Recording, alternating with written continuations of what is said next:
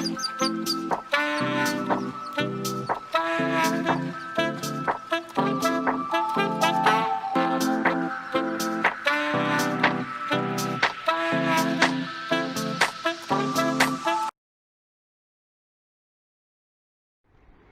students, before we begin with today's video, you can go to the Google Play Store or click on the link in the description below and download the PrepWell app, where you'll find premium content on various law, fashion designing, management and university entrance exams.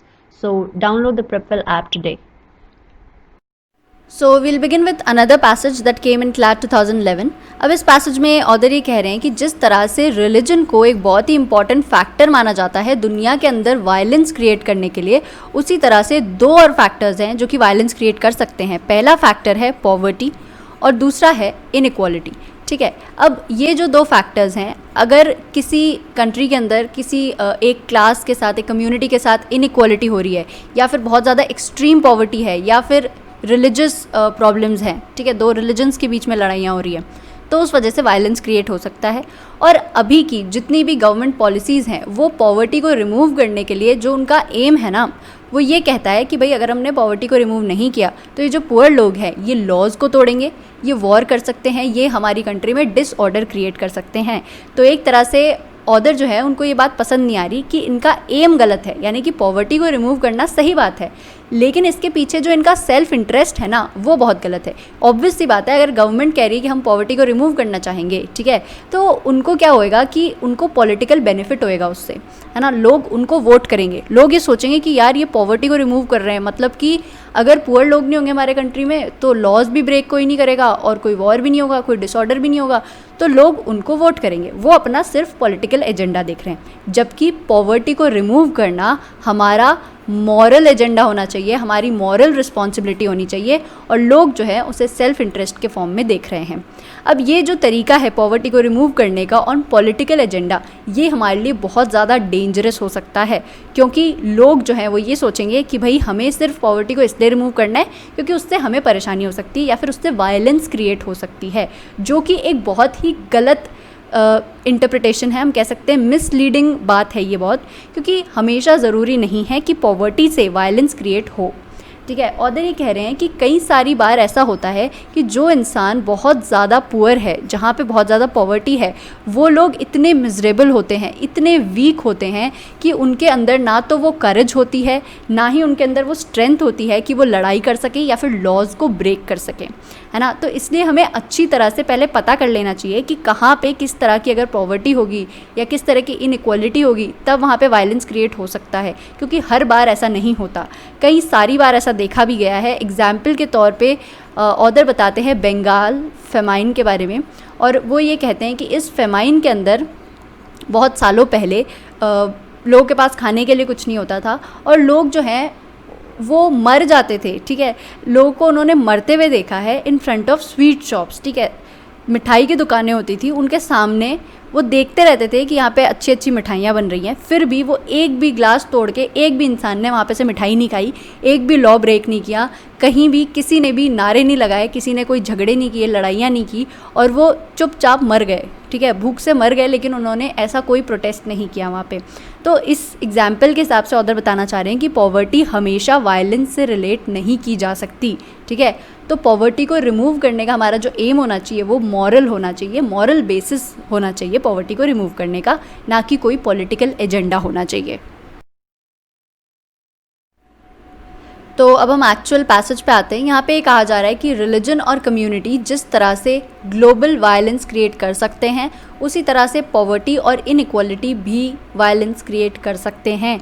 ठीक है, और अभी के time में बहुत ज़्यादा tendency बढ़ गई है गवर्नमेंट्स की अपनी पॉलिसीज़ को जस्टिफाई करने के लिए ये कहना कि पॉवर्टी रिमूवल हम इसलिए करना चाहते हैं क्योंकि ये हमारी कंट्री के अंदर स्ट्राइफ या टर्मोइल को, या जो डिस्टर्बेंसेस होते हैं, इंटरनल प्रॉब्लम्स जो होती है, उनको ख़त्म करने के लिए हम ऐसी पॉलिसीज़ बना रहे हैं जिससे कि पॉवर्टी ख़त्म हो जाए. ठीक है, ये बहुत ज़्यादा टेंडेंसी बढ़ रही है पॉलिटिकल पार्टीज़ के अंदर, और ये लोग जो पब्लिक पॉलिसी को बेस कर रहे हैं ऑन पॉवर्टी, क्योंकि पॉवर्टी से वायलेंस क्रिएट हो सकती है, इसके कई सारे अट्रैक्शंस हो सकते हैं, जैसे कि पब्लिक एंग्जाइटी होती है एक, है ना, लोगों को बहुत एंग्जाइटी होती है वॉर का नाम सुनते ही, है ना, उनको बिल्कुल अच्छा नहीं लगेगा अगर उनकी कंट्री के अंदर कोई वॉर हो या डिसऑर्डर हो, जितनी भी रिच कंट्रीज़ हैं। तो वो एक तरह से पॉवर्टी रिमूवल का इनडायरेक्ट जस्टिफिकेशन देते हैं, और वो इसलिए कहते हैं कि भाई हमारी कंट्री में बहुत पीस रहेगा, बहुत शांति रहेगी अगर हमने पॉवर्टी हटा दी। और इस तरह से वो सिर्फ़ और सिर्फ अपना सेल्फ इंटरेस्ट देखते हैं पुअर को हेल्प करने के अंदर भी, क्योंकि उनका ये पॉलिटिकल एजेंडा होता है कि ऑब्वियस सी बात है अगर वो पॉवर्टी को हटाना चाहेंगे तो पुअर लोगों का तो फ़ायदा जो हो रहा है वो हो रहा है ना। इसके अलावा जो पॉलिटिकल पार्टी वो पॉलिसी बना रही है उसका भी फ़ायदा है, क्योंकि वो लोगों को ऐसे कह रही है कि अगर हम पॉवर्टी हटा देंगे तो ये जो पुअर लोग हैं ये कोई क्राइम नहीं करेंगे, ये कोई डिसऑर्डर नहीं करेंगे, कोई प्रोटेस्ट नहीं करेंगे, वॉर नहीं करेंगे, तो आपकी जो कंट्री है वो बहुत पीसफुल रहेगी, है ना, बहुत शांति रहेगी वहाँ पे, तो दूसरे लोग भी उन्हें वोट करेंगे, है ना। तो ये इनका सिर्फ और सिर्फ सेल्फ इंटरेस्ट है। अब ये एक आर्ग्यूमेंट कहता है उसके अंदर हमें रिसोर्सेज बांटने पड़ेंगे पॉवर्टी रिमूव करने के लिए, लेकिन इसलिए नहीं क्योंकि ये कोई पॉलिटिकल एजेंडा है, बल्कि इसलिए क्योंकि ये हमारी एक मॉरल रिस्पॉन्सिबिलिटी है। ठीक है, मॉरली अगर देखा जाए तो हमें अपनी चीज़ें दूसरों के साथ शेयर करनी चाहिए। अगर किसी के पास कमी है किसी चीज़ की तो, और अगर हमारे पास ज़्यादा है तो हमें उसके साथ शेयर करना चाहिए। ठीक है, लेकिन अब कितना भी टेम्पटेशन हो उस डायरेक्शन में जाने का कि हम पॉवर्टी रिमूवल को एक पॉलिटिकल एजेंडा बनाएं, फिर भी अगर हम उस डायरेक्शन में जाते हैं तो वो एक बहुत ही डेंजरस रूट होगा हमारे लिए, उसकी बहुत ज़्यादा बुरी इम्प्लीकेशंस हो सकती हैं। अब ये बताया जा रहा है कि किस तरह से डिफ़िकल्टीज़ हो सकती है अगर हम पॉवर्टी रिमूवल को एक पॉलिटिकल एजेंडा बनाते हैं। तब अगर हमने उस तरह की इकोनॉमिक रिडक्शनिज़म कर ली, है ना, हमने अगर पॉवर्टी को रिमूव किया तो वो हमारी दुनिया की अंडरस्टैंडिंग को ख़राब कर देगा, क्योंकि हम उसको पॉलिटिकल बेसिस बना रहे हैं। हम ये कह रहे हैं कि जितने भी पुअर लोग होते हैं वो वायलेंट होते हैं, तो हमारी दुनिया की जो अंडरस्टैंडिंग है वो कितनी ख़राब हो जाएगी। हम जब भी किसी पुअर इंसान को देखेंगे तो हमें ये लगेगा कि नहीं यार ये तो वायलेंट होगा, ये तो कुछ गड़बड़ करेगा, है ना। उसके अलावा भी हमारी जो एक्चुअल पब्लिक कमिटमेंट है पॉवर्टी को रिमूव करने की, उसका रैशनल ही चेंज हो जाएगा, या उसका जो लॉजिक है उसके पीछे वो ही चेंज हो जाएगा। क्योंकि नॉर्मली हम ये कहते हैं अगर हमें पॉवर्टी रिमूव करनी है तो ये एक मॉरल रिस्पॉन्सिबिलिटी होनी चाहिए पूरे सोसाइटी की कि हम पॉवर्टी को कम कर सकें, लेकिन हमारा जो उसके पीछे का एम है वही चेंज हो जाएगा, क्योंकि एम है हमारा कि हम अपनी कंट्री में पीस चाहते हैं, है ना।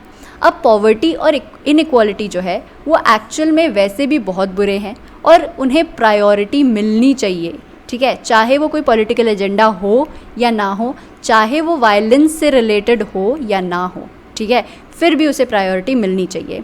जिस तरह से वर्चू अपना खुद का रिवॉर्ड होता है, उसी तरह से पॉवर्टी जो है वो एक खुद की पेनल्टी होती है, या हम कह सकते हैं कि पॉवर्टी बहुत बुरी चीज़ होती है, जिसकी वजह से हम ये नहीं कह सकते कि पॉवर्टी और इनइक्वालिटी की वजह से कोई कॉन्फ्लिक्ट नहीं होगा या कोई झगड़ा नहीं हो सकता, लेकिन कहने का मतलब ये है कि इस तरह का जो हम कनेक्शन बना रहे हैं ना पॉवर्टी और वायलेंस के बीच में, उसे हमें अच्छे से इन्वेस्टिगेट करना पड़ेगा, अच्छे से एग्जामिन करना पड़ेगा, फिर हमें उसके बारे में कुछ बोलना चाहिए कि भाई ठीक है, ये वाला जो ग्रुप है ये थोड़ा सा ऐसा है कि ये लड़ाई कर सकता है हमारे साथ, या फिर ये जो है ये वॉर कर सकता है कंट्री के ऊपर।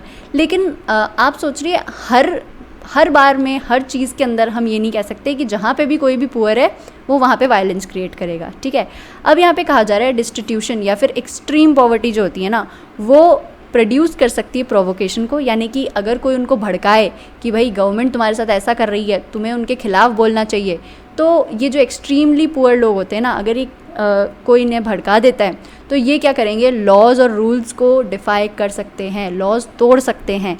बट ज़रूरी नहीं है कि जो इतना एक्सट्रीमली पुअर हो उसके अंदर वो इनिशिएटिव हो, वो करेज हो या एक्चुअल एबिलिटी हो कि वो इतना वायलेंट कुछ कर सके। ठीक है, क्योंकि उसने इतने शायद बहुत सारे दिनों से कुछ खाया भी नहीं होगा, उसके अंदर वो करेज नहीं हो सकती कि वो इतनी वायलेंट कोई चीज़ कर सके। अब ये जो एक्सट्रीम पॉवर्टी की कंडीशन है, इसके अंदर लोग ना सिर्फ इकोनॉमिकली अनस्टेबल होते हैं बल्कि पॉलिटिकली भी हेल्पलेस हो जाते हैं। ठीक है, अगर कोई भी इंसान स्टार्विंग है, ठीक है, बहुत दिनों से उसने कुछ नहीं खाया है, तो वो इतना वीक होगा, इतना डिजेक्टेड फील करेगा कि वो कोई बैटल नहीं कर सकता, किसी तरह की फ़ाइट नहीं कर सकता, कभी प्रोटेस्ट नहीं कर सकता। ठीक है, इसलिए ये बात बिल्कुल सरप्राइजिंग नहीं है कि बहुत सारी जगह भयंकर तरीके की सफ़रिंग और मिज़री देखी गई है, फिर भी वहाँ पे पीस और साइलेंस था। किसी भी तरह के वॉर्स नहीं हुए, कहीं पर भी कोई प्रोटेस्ट नहीं हुई, किसी ने लॉज नहीं तोड़े, ठीक है। और ऐसे कई सारे फेमाइन्स भी निकले हैं जहाँ पे किसी तरह का कोई रेबेलियन या फिर स्ट्राइफ ना हुआ हो। और एग्जाम्पल के तौर पे ऑथर बताते हैं 1840s के टाइम पे आयरलैंड के अंदर कई सारे ऐसे फेमाइन के साल थे जिसके अंदर बहुत ज़्यादा पीस थी। जितने भी हंग्री लोग थे वो देखते रहते थे कि शिप आफ्टर शिप आ रही है, ठीक है, उस रिवर से जिसके अंदर बहुत सारा खाना है उन लोगों के लिए जो खा सकते हैं खाने को, ठीक है, उन लोगों के लिए जो अफोर्ड कर सकते हैं उस तरह के खाने को। फिर भी वो कभी ये कोशिश नहीं करते थे कि हम उसमें से कुछ चुरा लें या हम कुछ खा लें या फिर हम प्रोटेस्ट कर लें या हम लड़ लें, कुछ भी नहीं करते थे वो, ठीक है। दूसरी जगह अगर हम देखें, कैलकाटा की बात करते हैं, बंगाल के अंदर जब ये बंगाल फेमाइन आया था 1943 में, तब स्टार्विंग लोग, मतलब बिल्कुल हंग्री लोग खड़े रहते थे रोड्स पे और स्वीट शॉप्स के अंदर बहुत ही अच्छी अच्छी मिठाइयाँ बन रही होती थी, फिर भी वो चुपचाप देखते रहते थे। वो कभी भी इस तरह से बिहेव नहीं करते थे कि उन्हें चाहिए वो, या कभी वो ऐसे नहीं करते थे कि प्रोटेस्ट कर रहे हो लोगों के ख़िलाफ़ कि तुम तो भाई अच्छा अच्छा खाना खा रहे हो और हमें कुछ नहीं मिल रहा है खाने के लिए। उन्होंने कभी भी कोई ग्लास की विंडो नहीं तोड़ी, ग्लास की विंडो को तोड़ के वो मिठाइयाँ खाने की कोशिश नहीं की। उन्होंने कोई लॉ नहीं तोड़ा, कोई ऑर्डर को डिस्टर्ब नहीं किया। इतने भूखे होने के बाद भी वो सब मरते रहे उन स्वीट शॉप्स के सामने, पर उन्होंने एक भी स्वीट को चुराने की कोशिश नहीं की। इससे हमें ये पता चलता है कि पॉवर्टी और वायलेंस को हम कनेक्ट करने से पहले हमें 10 बार सोचना चाहिए। हर जगह पॉवर्टी वायलेंस को जन्म नहीं देती, ठीक है। हो सकता है कि कोई इतना ज़्यादा पुअर हो या इतना ज़्यादा स्टार्विंग हो, इतना ज़्यादा हंगर में हो, इतना ज़्यादा परेशान हो कि उसके अंदर वो स्ट्रेंथ ही ना बचे कि वो लड़ सके। क्वेश्चन नंबर 1, पैसेज के हिसाब से कौन सी बात सही है? Option A, A society plagued by recurrent famines can never witness political revolution। ये बात बिल्कुल गलत होगी, क्योंकि ऑथर के हिसाब से अगर फेमाइन आता है तो रेवोल्यूशन हो भी सकता है और नहीं भी हो सकता है, ठीक है। बहुत बार नहीं भी होता है और कई बार हो भी जाता है। Religious discrimination inevitably leads to violence and strife, ये भी गलत होगा, क्योंकि कहीं भी पैसेज में ये नहीं लिखा हुआ है कि रिलीजन की वजह से इनएविटेबली फाइट होगी ही होगी, यानी कि कोई रोक ही नहीं सकता, ज़रूर होगी। ये चीज़ कहीं भी परफेक्टली सर्टेनिटी के साथ ऑथर ने नहीं कही है कि रिलीजियस इनइक्वालिटी अगर होगी तो फाइट भी होगी। Destitution of the masses leads to peace and social stability, ये बात भी गलत होगी, क्योंकि ऑथर के हिसाब से डिस्टिट्यूशन की वजह से कभी कभी वायलेंस देखी गई है, बट मोस्टली, है ना, ऑफन ये देखा गया है कि ये जो सफरिंग और मिजरी है ये पीस और साइलेंस क्रिएट कर देती है। Famines and starvation do not necessarily result in political rebellion, ये बात बिल्कुल सही है। पैसेज से हम इसको कंक्लूड कर सकते हैं, क्योंकि पैसेज में यही कहा जा रहा है कि हमेशा हम जो भूख है या जो हंगर है, पॉवर्टी है, इसको हम वायलेंस से कनेक्ट नहीं कर सकते हर केस में। So option D would be correct. Question number 2, author के हिसाब से पॉवर्टी और वायलेंस को कनेक्ट क्यों नहीं किया जाना चाहिए, ठीक है। तो हमें जो है पैसेज में ये बात लिखी हुई मिलेगी कि एक तरह का आर्ग्यूमेंट दिया जाता है कि हम रिसोर्सेज जो हैं पॉवर्टी रिमूवल के लिए लगा रहे हैं, और मेनली इसे एक पॉलिटिकल एजेंडा बना दिया जाता है, जबकि ये एक मॉरल एजेंडा होना चाहिए। हमारी ये मॉरल रिस्पॉन्सिबिलिटी होनी चाहिए कि हम पॉवर्टी को हटाएं, ना कि कोई पॉलिटिकल एजेंडा।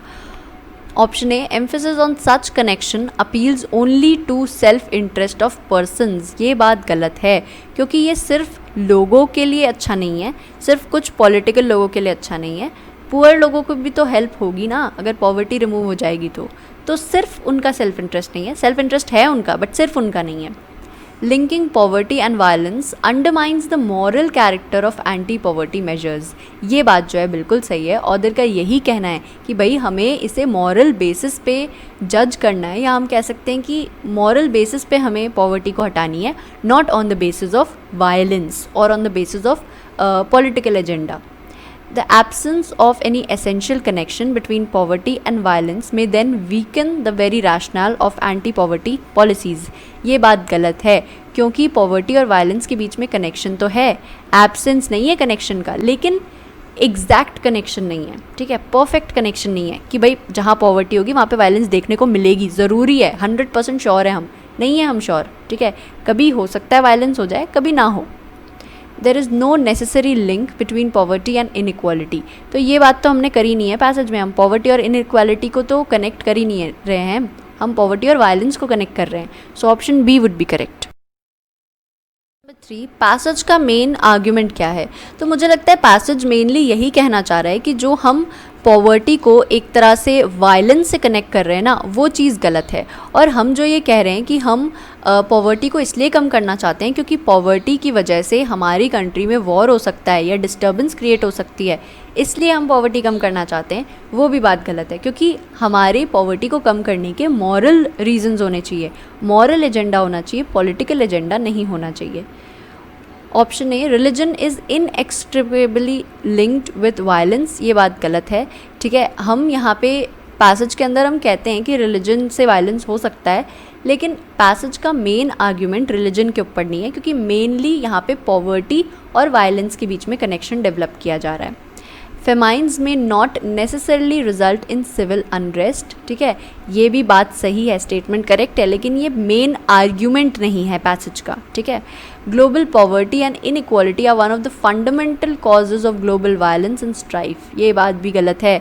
ऑथर इसी बात को तो गलत प्रूव कर रहे हैं अपने पैसेज में, वो यही तो कह रहे हैं कि भाई ग्लोबल वायलेंस जो है वो सिर्फ पॉवर्टी या इनइक्वालिटी की वजह से नहीं है, और ज़रूरी नहीं है कि भाई जहाँ पे भी पॉवर्टी होगी वहाँ पे वायलेंस चालू हो जाएगी। Basing anti-poverty programs on the need for avoidance of violence and strife is dotted with many pitfalls, ये बात जो है बिल्कुल सही है, क्योंकि अगर हम एंटी पॉवर्टी इसलिए करना चाहते हैं, हम पॉवर्टी को इसलिए रिमूव करना चाहते हैं ताकि हम वायलेंस को अवॉइड कर सके, तो इसके बहुत सारे लिमिटेशंस होंगे, इससे बहुत सारे हार्मफुल इफ़ेक्ट्स हो सकते हैं। So option D would be correct. Question number 4, passage के अंदर पेरिलस का क्या मतलब है? तो नॉर्मली भी और पैसेज के अंदर भी पेरिलस का मतलब यही होता है कि बहुत ही रिस्की चीज़ या फिर बहुत ज़्यादा डेंजरस चीज़ हो रही है। ठीक है, तो हमारा वैसे तो ऑप्शन डी होना चाहिए, बट अगर आपको जनरली नहीं पता हो कि पेरिलस का मीनिंग क्या है, तो आप इस सेंटेंस को पढ़ ले जो पैसेज में दिया गया है कि वैसे तो हमें टेम्पटेशन होती है इस रास्ते को अपनाने की, लेकिन ये एक बहुत ही पेरिलस रास्ता है, यानी कि एक बहुत ही डेंजरस रास्ता है। ठीक है, ऑप्शन ए स्कैर्ड नहीं हो सकता, क्योंकि हम उस रास्ते से डर नहीं रहे हैं, है ना, हमें उस तरफ जाने का टेम्पटेशन तो हो रहा है, लेकिन वो रास्ता जो है वो बहुत ही ख़तरनाक है, हम ऐसा कहते हैं ना जनरली, हम उससे स्कैर्ड नहीं हैं। कॉस्टली, ये बात भी गलत होगी, हम इसलिए ये रूट लेने के लिए मना नहीं कर रहे हैं क्योंकि ये कॉस्टली होगा, बल्कि इसलिए मना कर रहे हैं क्योंकि ये डेंजरस हो सकता है। फ्यूटाइल, यानी कि कोई मतलब नहीं है इस रूट पे जाने का, ये भी गलत है ना। यहाँ पे ये कहना चाह रहे हैं कि एक तरह से हमें इस रूट को इसलिए नहीं लेना चाहिए क्योंकि ये डेंजरस है। अगर इससे कोई फ़र्क नहीं पड़ेगा तो हम कभी मना नहीं करते इस रूट को लेने के लिए। फ़र्क तो पड़ेगा और बुरा फ़र्क पड़ेगा, हार्मफुल इफेक्ट होगा, इसलिए हम लेने के लिए मना कर रहे हैं ये वाला रास्ता। सो option D would be correct. Question number 5, author अपना खुद का एक्सपीरियंस क्यों बताते हैं बंगाल फेमाइन का? तो वो इसलिए अपना ये एक्सपीरियंस बताते हैं क्योंकि वो ये कहना चाहते हैं कि उस टाइम पे बंगाल फेमाइन में इतने सारे स्टार्विंग लोग जो थे, इतने हंग्री थे, वो स्वीट शॉप्स के सामने मर जाते थे, लेकिन कभी भी स्वीट शॉप से कुछ भी चुराने के बारे में सोचते तक नहीं थे, है ना। आज तक कभी भी एक सिंगल ग्लास नहीं टूटा किसी स्वीट शॉप का उन लोगों की वजह से जो कि भूख से मर रहे थे।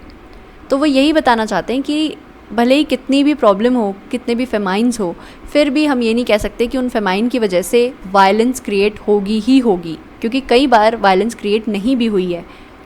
Option A, illustrate how religiosity may instil passive acceptance of worst forms of starvation among people, ये बात गलत है। यहाँ पे रिलीजन और पॉवर्टी को कनेक्ट नहीं किया जा रहा है। repudiate the argument that religious discrimination usually tends to inspire violent protest, ये बात अगेन गलत है। बंगाल फेमाइन से ये रिलीजन और वायलेंस को कनेक्ट नहीं कर रहे, पॉवर्टी और वायलेंस को कनेक्ट कर रहे हैं। substantiate his assertion that it is not unusual to have the most intense suffering and misery coexist with complete peace, ये बात जो है बिल्कुल सही है, ऑथर यही प्रूव करना चाहते थे बंगाल फेमाइन का एग्जाम्पल देके।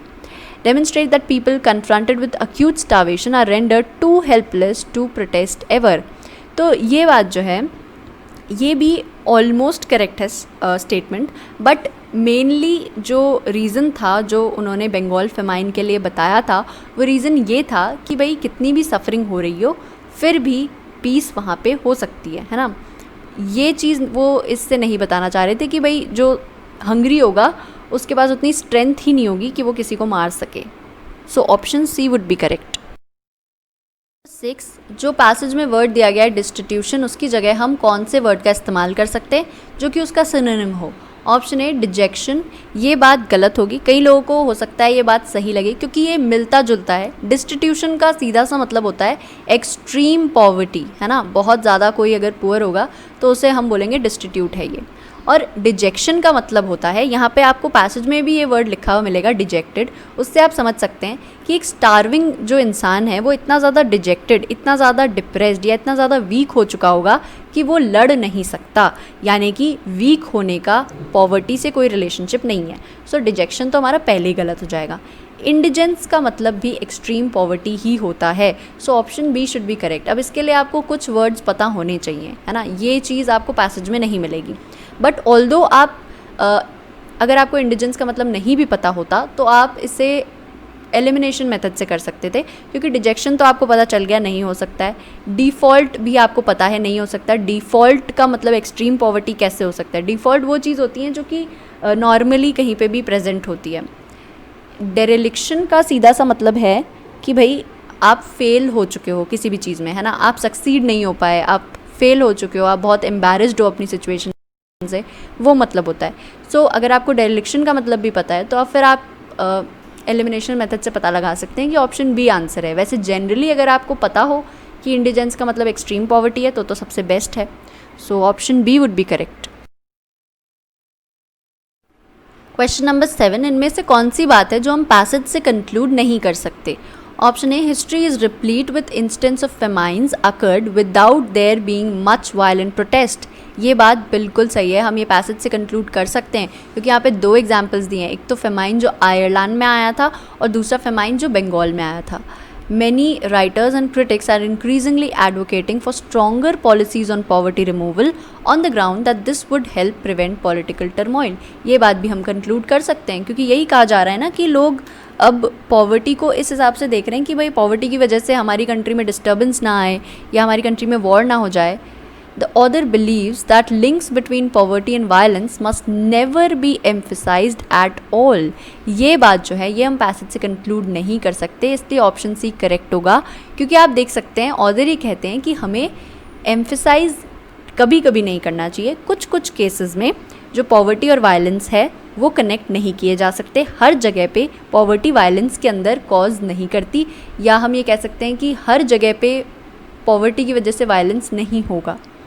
तो कहीं कहीं पे हो भी सकता है, ऐसा ऑथर मानते हैं, तो हम ये नहीं कह सकते कि never be emphasised. Economic debility in turn inhibits political freedom. ये बात जो है इसे भी हम पैसेज से कंक्लूड कर सकते हैं। यहाँ पे लिखा हुआ है कि डिस्टिट्यूशन की वजह से इकोनॉमिक डेबिलिटी होगी और पॉलिटिकल हेल्पलेसनेस होगी। इसका मतलब ये है कि अगर आप इकोनॉमिकली स्टेबल नहीं हो तो आपको पॉलिटिकल फ्रीडम भी नहीं मिल सकती। So option C would be correct.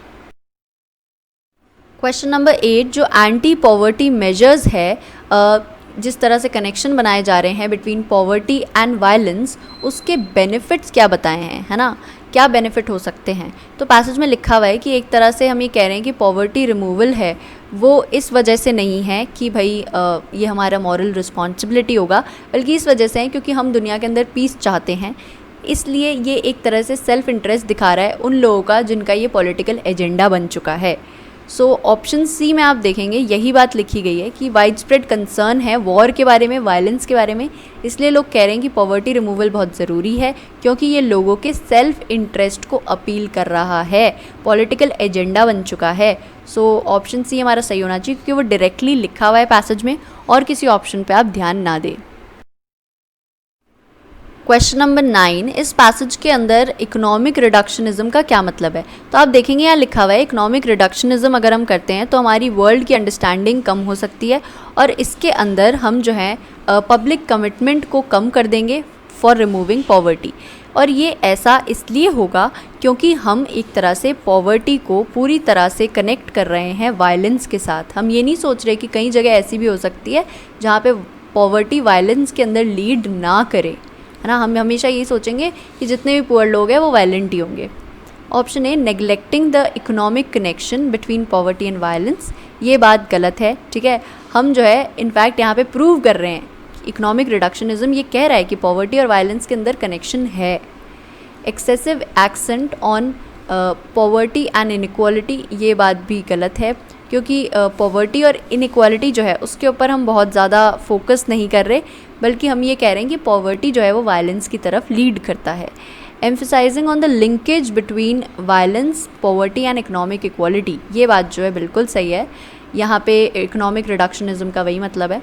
The view that every conflict is caused by underlying economic tensions, ये बात भी गलत है। ठीक है, आपको लगेगा कि इकोनॉमिक वर्ड उसमें भी आया, इकोनॉमिक इसमें भी आया, तो हम सही कर देते हैं, लेकिन ये बिल्कुल गलत होगा, है ना। यहाँ पे मेनली बात हो रही है लिंकेज की, यहाँ कनेक्शन बिठाया जा रहा है पॉवर्टी और वायलेंस के बीच में। So option C would be correct. 10, इनमें से कौन सा वर्ड है जो कि इस ब्लैंक में आ सकता है? अब हम एक एक करके लगा के देख लेते हैं simply. A sense of encroachment, degradation and humiliation can be even easier for mobilize rebellion and revolt. अब ये चीज़ जो है ये सही तब हो सकती थी जब यहाँ पे होता for mobilizing, ठीक है, लेकिन यहाँ पे for mobilize लिखा हुआ है, तो ये बिल्कुल भी फिट नहीं हो रहा है इस सेंटेंस के अंदर, इसलिए ऑप्शन ए गलत होगा। अब देखते हैं, a sense of encroachment, degradation and humiliation can be even easier as mobilize। अगर यहाँ पे होता ना as to, so as to mobilise, तो शायद ये ऑप्शन सही हो सकता था, बट ऐसा कुछ नहीं है, तो ऑप्शन भी गलत होगा। A sense of encroachment, degradation and humiliation can be even easier into, again यहाँ पे अगर मोबिलाइजिंग होता तो शायद इनटू सही हो सकता था, बट क्योंकि यहाँ पे मोबिलाइजिंग नहीं है, सो ऑप्शन सी भी गलत होगा। A sense of encroachment, degradation and humiliation can be even easier to mobilise rebellion and revolt। so ये बात जो है बिल्कुल सही है, option D would be correct। now we move on to the passage that appeared in CLAT 2012। ये passage जो है ये कहता है कि गांधी जी जो हैं उनका सबसे बड़ा एम जो है वो सिर्फ फ्रीडम पाना नहीं था, उनके और भी कुछ एम्स थे। वो चाहते थे कि हमारी सोसाइटी में पीस हो, इक्वालिटी हो, ब्रदरहुड हो, है ना, ये सारी चीज़ें वो चाहते थे। लेकिन पैसेज में ये दिया हुआ है कि पॉलिटिकल फ्रीडम पाना तो काफ़ी आसान था एज़ कम्पेयर टू पीस और इक्वालिटी पाना, क्योंकि फ्रीडम जब हम चाह रहे थे तब हम लड़ रहे थे फॉरेनर्स के ख़िलाफ़, ऐसे लोगों के ख़िलाफ़ जो हमारे अपने नहीं थे। लेकिन जब हम इक्वालिटी चाहते हैं तो हमें अपनी खुद की पब्लिक से लड़ना पड़ेगा, हमारी जो खुद की पब्लिक है उसके बीच में लड़ाइयाँ हो जाएंगी। और उसका सबसे बड़ा रीज़न ये है कि जो भी लोग होते हैं उन्हें अपनी लाइफ से भी ज़्यादा अपने पोजेशंस प्यारे होते हैं, वो चीज़ें प्यारी होती हैं जो उनके एसेट्स हैं, है ना, और वो अपने एसेट्स को किसी के साथ शेयर नहीं करना चाहते। और मेजरली इसलिए क्योंकि मरने के बाद भी अगर आपके पास एसेट्स हैं तो लोग आपको याद करेंगे। हो सकता है आपके जो बच्चे हैं, आपके जो पोते पोती हैं वो आपको याद करेंगे, या दूसरे लोग भी याद करेंगे, है ना। लेकिन अगर आपके पास कोई एसेट नहीं है तो कोई आपको याद नहीं करेगा, ऐसा लोग सोचते हैं, इसलिए वो बहुत ज़्यादा पॉजेसिव होते हैं। उन्हें लगता है कि हमें चीज़ें इकट्ठी करनी है, किसी के साथ शेयर नहीं करनी है, ये सारी चीज़ें हैं। अब जब इक्वालिटी लाने की कोशिश की गई तब क्या हुआ, ऑथर ये बताते हैं। तो इक्वालिटी लाने के लिए ज़बरदस्ती की गई, है ना। जिन लोगों के पास ज़्यादा पैसा था या ज़्यादा ज़मीन थी उनसे वो ज़मीन ले ली गई और गवर्नमेंट ने उसको पुअर लोगों में बांट दिया।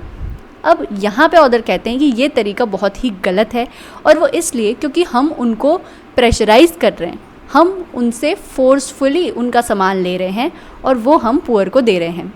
सबसे बेस्ट तरीका, अगर हमें कोई स्टेबल इक्वालिटी लानी है अपनी कंट्री के अंदर, तो हमें उन लोगों को समझाना होगा जो हैव्स हैं, यानी कि जिनके पास है सामान, सब कुछ, सारे रिसोर्सेज, वो खुद से हैव नॉट्स को अपना सामान जो है वो शेयर करें या अपने रिसोर्सेज उनके साथ शेयर करें। क्योंकि अगर हम उनको फोर्स करेंगे तो जिस तरह से एक डैम के अंदर पानी को हम बैरियर से रोक के रखते हैं, लेकिन जब पानी के ऊपर बहुत ज़्यादा प्रेशर पड़ जाता है, जब उसको बहुत ज़्यादा फोर्स किया जाता है, उसे रोका जाता है, तब फिर अगर वो जिस दिन डैम को तोड़ देगा ना, उसके बाद वायलेंट फ्लड्स आते हैं, हमें पता है। उसी तरह से अगर हम लोगों को फोर्स करेंगे, लोगों पे प्रेशर डालेंगे कि तुम अपना सामान दूसरों के साथ शेयर करो, तो हो सकता है कि इसके बहुत ज़्यादा वायलेंट इफ़ेक्ट्स हो या बहुत ज़्यादा बुरे इम्प्लिकेशंस हो सकते हैं। ठीक है, तो इसके लिए ऑथर ये कहते हैं कि सबसे बड़ी चीज़ जो है जो हम कर सकते हैं वो ये है, गांधी जी के हिसाब से हमें मटेरियल वर्ल्ड से निकलना पड़ेगा। ठीक है, अगर हम अपनी सोसाइटी का आइडियल मटेरियल सेटिस्फैक्शन मानते हैं तो कभी भी सोसाइटी में इक्वालिटी नहीं आ सकती। क्योंकि अगर आप ये मान रहे हैं कि लोगों के अंदर मटेरियल सेटिस्फैक्शन आना चाहिए या फिर लोगों की स्टैंडर्ड ऑफ लिविंग अच्छी होनी चाहिए, तो वो कभी हो ही नहीं सकती, क्योंकि लोगों के अंदर सेटिस्फैक्शन आ ही नहीं सकता। अगर आपके पास 4 जूते हैं तो आपको 5 जूते खरीदने की इच्छा होगी, फिर आप सोचोगे एक और खरीद लेते हैं, फिर आप सोचोगे एक और खरीद लेते हैं। आप कभी सेटिस्फाई हो ही नहीं सकते ना मटेरियल से। इसलिए जब तक हमारी जो सोसाइटी है वो मटेरियल से सेटिस्फैक्शन पाने की कोशिश करेगी, तब तक हमारी सोसाइटी में इक्वालिटी नहीं आ सकती। लेकिन अगर हम हमारी सोसाइटी के अंदर स्पिरिचुअल वैल्यूज़ को इनकलकेट करने की कोशिश करेंगे तो शायद हो सकता है कि हमारी सोसाइटी में सेटिस्फैक्शन भी आ जाए, और जो हैव्स हैं, जिनके पास है रिसोर्सेज, वो खुद से अपने आप विलिंगली अपने रिसोर्सेज को उन लोगों के साथ शेयर कर दे जो हैव नॉट्स हैं। तो अब हम एक्चुअल पैसेज पे आ जाते हैं। यहाँ पे कहा जा रहा है कि गांधी जी जो हैं उन्होंने सिर्फ ये नहीं सोचा था कि हमें पॉलिटिकल फ्रीडम मिलनी चाहिए, उनका एम एक और था। उनका एम ये था कि सोसाइटी के अंदर एक नया ऑर्डर डेवलप हो जिसके अंदर ट्रूथ हो, नॉन वायलेंस हो, यूनिटी हो, पीस हो, इक्वालिटी हो, ब्रदरहुड हो और मैक्सिमम फ्रीडम हो सबके लिए। ठीक है, सबको बराबर के रिसोर्सेज मिले और सबको बराबर की फ्रीडम मिले। लेकिन उनके जो एक्सपेरिमेंट का अनफिनिश्ड पार्ट था वो शायद उससे भी ज़्यादा डिफ़िकल्ट था जो कि अचीव कर लिया गया, या फिर हम ये कह सकते हैं कि जो पॉलिटिकल फ्रीडम है वो ज़्यादा आसान थी नए सोशल ऑर्डर को लाने के कंपैरिजन में। क्योंकि जो पॉलिटिकल फ्रीडम थी उसके अंदर हमें फ़ाइट करना था एक फॉरेन पावर से, है ना, हमें फॉरेनर्स से लड़ना था जो कि हमारे अपने नहीं थे। उसके लिए या तो हम उस फाइट को ज्वाइन कर सकते थे या फिर हम उन लोगों को मॉरल सपोर्ट दे सकते थे जो उसे ज्वाइन कर रहे थे। लेकिन जब हम ये नया सोशल ऑर्डर बनाना चाहते हैं ना, तब हमें खुद के लोगों से लड़ना है। यानी कि जब हम इस तरह का सोशल ऑर्डर लाने की कोशिश करेंगे, जब हम इक्वालिटी चाहेंगे, तो अलग अलग तरह के जो डाइवर्स ग्रुप्स हैं, क्लासेस हैं हमारे कंट्री में, उनके बीच में कॉन्फ्लिक्ट्स हो सकते हैं। ठीक है, एक्सपीरियंस बताता है कि एक इंसान जो है वो अपनी लाइफ से भी ज़्यादा अपने पोजेशंस को ज़्यादा वैल्यू देता है, क्योंकि जो उसके पोजेशंस होते हैं, जो उसके एसेट्स होते हैं, उसकी वजह से लोग उसे तब भी याद करेंगे जब उसकी बॉडी एशेज़ में कन्वर्ट हो जाएगी, जब वो मर जाएगा। अब ये जो नया ऑर्डर हम लाने की कोशिश कर रहे हैं ना, ये तब तक नहीं बन सकता जब तक हम उन लोगों का माइंड और एटीट्यूड ना चेंज कर दे जो कि हैव्स हैं, यानी कि जिनके पास सारे रिसोर्सेज हैं, उनके एटीट्यूड को हमें बदलना होगा। ठीक है, उनका अभी फ़िलहाल में एटीट्यूड ऐसा है कि हर चीज़ को पोजेस कर लो, है ना, हर चीज़ को इकट्ठा करते रहो, जबकि हमें उनके एटीट्यूड को इस तरह से चेंज करना है ताकि वो अपने रिसोर्सेज को हैव नॉट्स के साथ शेयर करें और सोसाइटी में उनके लिए एक जगह बना सकें। अब ऑथर अपना खुद का एक्सपीरियंस बताते हैं। वो कहते हैं कि उन्होंने अपने टाइम में देखा है, ऐसे अटेम्प्ट्स किए जा रहे थे कि एक इगैलिटेरियन सोसाइटी या ऐसी सोसाइटी जिसके अंदर इक्वालिटी हो, इक्वल रिसोर्सेज हो, लोगों के पास इक्वल अपॉर्चुनिटीज़ हो, वो बनाने की कोशिश की जा रही थी। ठीक है, और उसके लिए फ़िज़िकल फोर्स का इस्तेमाल हो रहा था, यानी कि ज़बरदस्ती की जा रही थी लोगों के साथ। लेकिन हम ये नहीं कह सकते कि अगर हमने ज़बरदस्ती लोगों से उनके सामान को छीन के दूसरों को दे दिया तो उन लोगों का जो पोजेस करने का इंस्टिंक्ट है वो ख़त्म हो गया। यानी कि जो उनकी इच्छाएं हैं हर चीज़ को पोजेस करने की, मटेरियल्स को इकट्ठे करने की, वो तो हम ख़त्म नहीं कर सकते ना, चाहे हमने उनसे सामान छीन भी लिया हो तो इसलिए उनका ये जो इंस्टिंक्ट है ये फिर से रीअपियर हो सकता है इन अ डिफरेंट गाइज। यानी कि हो सकता है कि कई टाइम तक हमने जो है फोर्सफुली उनसे सामान तो ले लिया, उनसे चीज़ें तो ले ली, लेकिन हो सकता है बाद में जाके वो किसी और वर्स फॉर्म में वापस से रीअपियर हो जाए। ठीक है, जिस तरह से हम अगर किसी गैस पे प्रेशर डाल के उसको किसी कंटेनर में भर के रखते हैं, कभी हम वाटर के ऊपर बहुत ज़्यादा प्रेशर बना के रखते हैं या वाटर को होल्ड बैक करने की कोशिश करते हैं डैम के अंदर, तो जिस समय वो बैरियर ब्रेक होगा ना, उस टाइम पे जो रिएक्शन होगा वो बहुत ही वायलेंट और इंटेंस होगा, और हम तब एक इक्वालिटी वाली सोसाइटी को नहीं फॉर्म कर पाएंगे। ठीक है, इसलिए क्योंकि इस तरह की जो ये फोर्स्ड इक्वालिटी है ना, इसके अंदर इसका खुद के डिस्ट्रक्शन का सीड है ना। हम ये कह सकते हैं कि जब हम फोर्सफुली इक्वालिटी लाने की कोशिश करेंगे तो बनी हुई बात है कि हमारी सोसाइटी जो है वो डिस्ट्रॉय हो जाएगी। और इसका सबसे बड़ा कॉज जो है वो है क्लास कॉन्फ्लिक्ट। ठीक है, कास्ट कॉन्फ्लिक्ट जो है वो भी इसलिए हो रहा है क्योंकि हमारी जो पॉजेसिवनेस है वो बहुत ज़्यादा है, हमारा जो अक्वायर करने का इंस्टिंक्ट है वो बहुत ज़्यादा है। हम बस चीज़ें इकट्ठा करना चाहते हैं, लोगों के साथ शेयर नहीं करना चाहते। और इसका सबसे बड़ा रीज़न ये है क्योंकि हमारी सोसाइटी में जो आइडियल चीज़ है ना वो है मटेरियल सेटिस्फैक्शन, यानी कि हम बहुत सारे मटेरियल्स इकट्ठा करके खुश होते रहते हैं, जबकि हमें पता है कि मटेरियल से हमें कभी भी कंटेंटमेंट नहीं मिलेगा, हमें कभी संतुष्टि नहीं मिलेगी। अगर हमारे पास अभी 4 किलो सोना है ना, तो मेरा मन करेगा कि मुझे और सोना मिल जाए, फिर उसके बाद मेरा मन करेगा और सोना मिल जाए। ठीक है, तो मेरा मन करता रहेगा कि मुझे और मिले और मिले, मैं कभी भी सेटिस्फाई नहीं होंगी इस बात से कि मेरे पास इतना सोना है। ठीक है, तो इस तरह की जो पॉजेसिवनेस है इसे हम सप्रेस नहीं कर सकते, इसे हम ख़त्म भी नहीं कर सकते। हम बस यही कर सकते हैं कि ये जो आइडियल है ना मटेरियल सेटिस्फैक्शन का, इसे हमें चेंज करना पड़ेगा। अब ऑथर ये कह रहे हैं कि अगर हम चाहते हैं कि हमारी सोसाइटी के अंदर एक इक्वालिटी बनी रह सके या स्टेबिलिटी रहे, है ना, और इक्वालिटी भी रहे हमारी सोसाइटी में, कोई डिसऑर्डर ना आए, तो हमें किसी को भी फोर्स नहीं करना है कि भाई तुम अपने जो मटेरियल गुड्स है वो दूसरों को दे दो, बल्कि हमें उन्हें एनलाइटन करना है ताकि वो खुद अपने गुड्स को रिनंस कर दे। यानी कि हमें उन्हें ये समझाना है कि भाई दूसरों के पास कुछ नहीं है, तुम्हारे पास इतना ज़्यादा है, तो थोड़ा सा शेयर कर दोगे तो तुम्हारा कुछ चला थोड़ी जाएगा।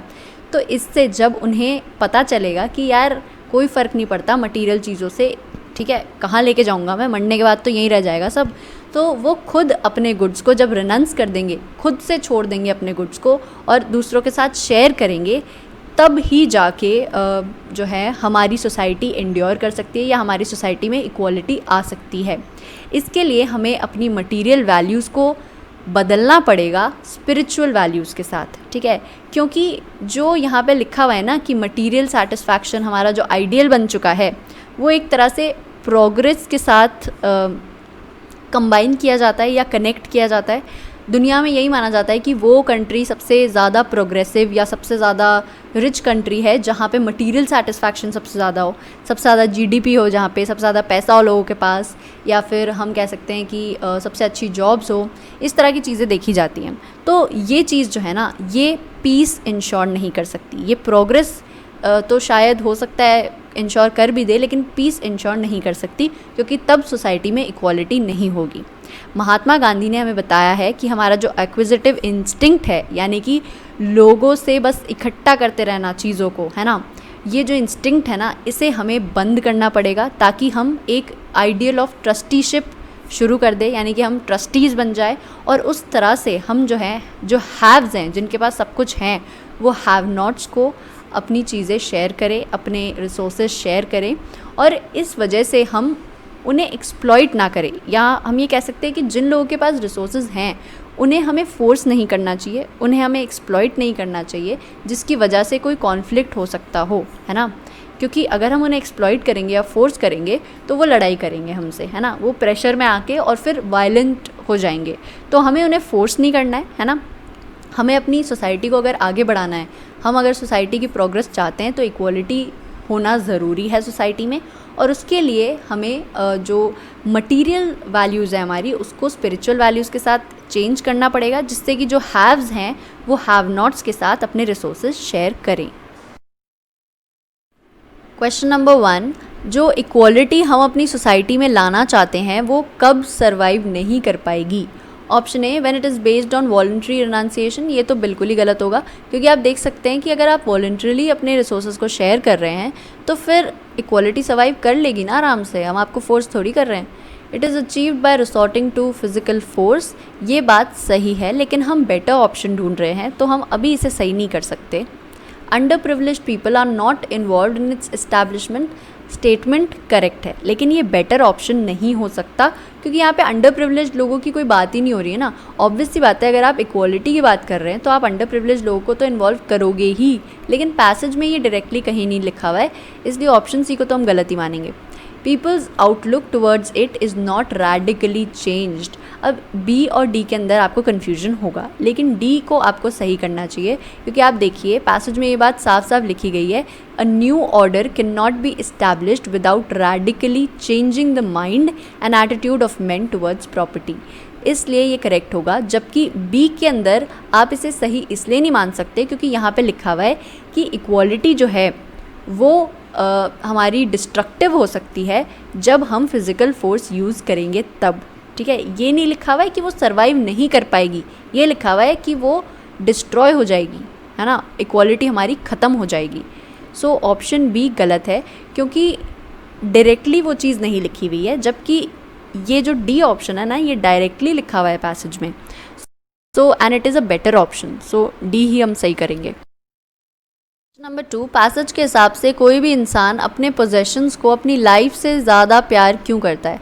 Option A, he has inherent desire to share his possessions with others. ये बात बिल्कुल गलत है, क्योंकि वो खुद उन पोजेशन से प्यार करता है तो वो दूसरों के साथ शेयर क्यों करेगा? He is endowed with the possessive instinct. ये बात सही है, ठीक है, लेकिन वो अपनी लाइफ से ज़्यादा क्यों प्यार करता है, इसका रीज़न ये नहीं है। Only his possession helps him earn love and respect from his descendants. ऐसी कोई बात पैसेज में आपको लिखी हुई नहीं मिलेगी। वो सिर्फ ये कहते हैं कि एक इंसान जो है उसको लगता है कि पोजेशंस की वजह से उसके जो डिसेंडेंट्स हैं उनके परपेचुएशन और सर्वाइवल का एक ज़रिया बन जाता है, और जब वो मर जाएगा तब भी उसे याद किया जाएगा कि भाई इस इंसान ने हमारे लिए पैसे छोड़ के गया था। Option D, through his possessions he can preserve his name even after his death. ये बात जो है बिल्कुल सही है, so option D would be correct. Option C के अंदर आपको कंफ्यूज नहीं होना है, क्योंकि यहाँ पे कहीं भी लव और रिस्पेक्ट की बात नहीं हो रही है ना। सो option D would be correct. Question number 3, passage के हिसाब से गांधी के एक्सपेरिमेंट में कौन सी चीज़ अनफिनिश्ड रह गई, यानी कि ऐसी बात जो कि पूरी नहीं हो पाई। तो यहाँ लिखा हुआ है कि एक्चुअली में हमें फ्रीडम तो मिल गई, लेकिन जो चीज़ें वो एक नया सोशल ऑर्डर बनाना चाहते थे जिसके अंदर ट्रूथ हो, नॉन वायलेंस हो, यूनिटी, पीस, इक्वालिटी, ब्रदरहुड हो, वो चीज़ पूरी नहीं हो पाई। Option A, educating people to avoid class conflict. ये बात गलत है, एजुकेशन के बारे में यहाँ कोई बात नहीं हो रही। अचीविंग टोटल पॉलिटिकल फ्रीडम, इसे उन्होंने अचीव कर लिया था, तो ये फिनिश्ड पार्ट है, अनफिनिश्ड पार्ट नहीं है। इस्टेब्लिशमेंट ऑफ एन एगैलिटेरियन सोसाइटी, या इक्वालिटी हो जिस सोसाइटी में, ये चीज़ अनफिनिश्ड पार्ट रह गई, ये चीज़ वो अचीव नहीं कर पाए। Radically changing the mind and attitude of main towards truth and non violence, ये बात गलत होगी, क्योंकि यहाँ पे मेनली पूरे पैसेज में इक्वालिटी की बात हो रही है। मेनली ये बात हो रही है कि सोसाइटी के अंदर हम इक्वालिटी कैसे ला सकते हैं। So better option would be C. Question number 4, इनमें से कौन सी बात है जो पैसेज के हिसाब से सही नहीं है? ऑप्शन ए, ट्रू एगैलिटेरियनिज्म या इक्वालिटी हम तब अचीव नहीं कर सकते जब हम पोजेशंस को दे रहे हैं कंपल्शन की वजह से, यानी कि अगर हम किसी को फोर्स कर रहे हैं कि आप अपना सामान जो है वो दूसरों के साथ शेयर करो, तो ट्रू इक्वालिटी हम अचीव नहीं कर पाएंगे। ये बात जो है ये बिल्कुल सही है, हम पैसेज से कंक्लूड कर सकते हैं। Man values his life more than his possessions, ये ऑप्शन बिल्कुल करेक्ट होगा पैसेज में, क्योंकि साफ साफ लिखा हुआ है कि a man values his possessions more than his life. Possessive instinct is a natural desire of human beings, ये भी पैसेज में लिखा गया है। In the political struggle the fight was against alien rule, obvious सी बात है, यही था एक्चुअली में, so option B would be correct. 5, true equality कब आ सकती है सोसाइटी में? Option A, it is thrust upon people, या फोर्स किया जाए जब लोगों को, तो ये बात गलत है, वो ट्रू इक्वालिटी नहीं होगी। It is based on truth and non violence, ये बात भी गलत है, हम इक्वालिटी को ट्रूथ और नॉन वायलेंस पे बेस नहीं कर सकते। People inculcate spiritual values instead of material values, ये बात जो है बिल्कुल सही है, पैसेज में भी यही लिखा गया है that we have to substitute our material values by purely spiritual values, तभी हमारे कंट्री में ट्रू इक्वालिटी आ सकती है। Haves and have nots live together peacefully, तो वो अभी भी पीसफुली रह रहे हैं, उनमें झगड़े कहाँ हो रहे हैं? झगड़े तो वैसे भी नहीं हो रहे, लेकिन इक्वालिटी नहीं आ पा रही ना।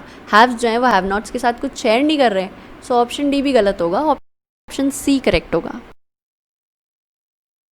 क्वेश्चन नंबर 6, पैसेज के हिसाब से लोग नॉर्मली एक सोशल ऑर्डर को ओवरटर्न कब कर देंगे, या सोशल ऑर्डर को डिस्ट्रॉय कब कर देंगे? Option A, which is based on coercion and operation, ये बात बिल्कुल सही है, जब भी आप किसी को फोर्स करोगे किसी तरह का ऑर्डर मानने के लिए, तब वो आपको ओवरटर्न कर देंगे। इसके अलावा कोई और ऑप्शन सही हो नहीं सकता। यहाँ पे लिखा है does not satisfy the basic needs, तो यहाँ पे ऐसी कोई बात नहीं है पैसेज में। Which is based upon conciliation, यानी कि चीज़ें उनसे छुपाई जा रही हैं, तो ऐसा भी कुछ नहीं है। यहाँ पे मेनली यही बात हो रही है ना कि लोगों को फोर्स किया जा रहा है कि आप अपने जो रिसोर्सेज हैं उनको शेयर करो, इसलिए ऐसा हो सकता है कि बाद में जाके वो लोग जो हैं हमारी सोसाइटी को डिस्ट्रॉय कर दें। Which is not congenital to spiritual values of people, ये बात भी गलत है, ठीक है, ऐसा कुछ भी पैसेज में नहीं दिया गया। So option A would be correct. Root cause of class conflict क्या है? पैसेज में ये बात आपको सीधे सीधे लिखी हुई मिलेगी that the root cause of class conflict is possessiveness और द एक्विजिटिव इंस्टिंक्ट। या हम ये कह सकते हैं कि जो लोग हर चीज़ को इकट्ठा करना चाहते हैं उसी वजह से ये क्लास कॉन्फ्लिक्ट्स होते हैं। ये बात आपको ऑप्शन बी में लिखी हुई मिलेगी। यहाँ लिखा हुआ है कि dominant inherent एक्विजिटिव instinct in man, तो यही हमारा ऑप्शन करेक्ट होगा क्योंकि पैसेज में डायरेक्टली लिखा गया और किसी ऑप्शन पे हम ध्यान नहीं देंगे। क्वेश्चन नंबर 8, पैसेज के हिसाब से इनमें से कौन सी बात सही नहीं है? Option A, a new order can be established bye radically changing the outlook of people towards it. ये बात बिल्कुल सही है, हम पैसेज से ये कंक्लूड कर सकते हैं। पैसेज में लिखा हुआ है कि अगर हम लोगों के आउटलुक को चेंज कर दें तो शायद वो लोग अपने रिसोर्सेज को खुद से दूसरों के साथ शेयर करने लग जाएंगे। Adoption of ideal of trusteeship can minimise possessive instinct, ये बात भी सही है क्योंकि अगर हम ट्रस्टीशिप करेंगे या हम अगर हमारे रिसोर्सेज को बांटेंगे उनके साथ जिनके पास कुछ नहीं है तो हो सकता है हमारा पोजेसिव इंस्टिंक्ट थोड़ा कम हो जाए। Enforced egalitarianism can be the cause of our own destruction, तो ये बात भी बिल्कुल सही है। ये पैसेज के अंदर लिखी गई है कि अगर हम फोर्स करेंगे लोगों को इक्वालिटी की तरफ तो वो हमारे डिस्ट्रक्शन का रीज़न बन सकता है। Ideal of new order is to secure maximum material satisfaction, ये बात बिल्कुल गलत है, इसलिए ऑप्शन डी करेक्ट होगा क्योंकि पैसेज में दिया गया है कि हमें न्यू ऑर्डर के अंदर जो हमारा आइडियल रहेगा वो होगा स्पिरिचुअल सेटिस्फैक्शन, ना कि मटीरियल सेटिस्फैक्शन, तभी हम इक्वालिटी ला सकते हैं।